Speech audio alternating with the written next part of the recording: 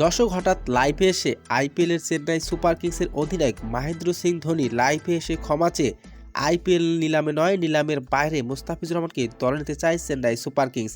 আর মুস্তাফিজুরকে নিয়ে হঠাৎ দারুণ এক সুখবর দিলেন তিনি, যা শুনে অবাক আইপিএলের সকল ফ্র্যাঞ্চাইজি। দর্শক বিস্তারিত থাকছে ভিডিওর প্রতিবেদনে। মুস্তাফিজুর রহমানকে আইপিএলের নিলামে দলে ফেরায়নি কোনো ফ্র্যাঞ্চাইজির দল। এর আগের মৌসুমে চেন্নাই সুপার কিংসের হয়ে খেলেছেন তিনি। তবে এবারের আইপিএলে মুস্তাফিজুর রহমানের ভিত্তিমূলক ছিল 2 কোটি রুপি। তবুও মুস্তাফিজুর রহমানকে ধরে নিতে চায়নি চেন্নাই সুপার কিংস। তবে হঠাৎ এক লাইভে এসে দারুণ সুখবর দিলেন মহেন্দ্র সিং ধোনি। মহেন্দ্র সিং ধোনি বলেন, মুস্তাফিজুর আমাদের দলের একজন দুর্দান্ত খেলোয়াড় ছিল, যাকে আমরা দলে নিতে পারিনি। নিলামে আমাদের টাকা ছিল না, তাই মুস্তাফিজুর রহমানকে সেখানে আমরা নিতে পারিনি। এবার নিলাম নয় নিলামের বাইরে মুস্তাফিজুর রহমানকে সরাসরি চুক্তিতে আমরা নিব। আর আইপিএল শুরু হওয়া মাত্রই মুস্তাফিজুর আমাদের দলেই দেখতে চাই। তো দর্শক, মুস্তাফিজুর রহমানের এমন বার্তাটা দেওয়া আপনার কেমন লেগেছে জানিয়ে দিন আপনার মূল্যবান মতামতটি।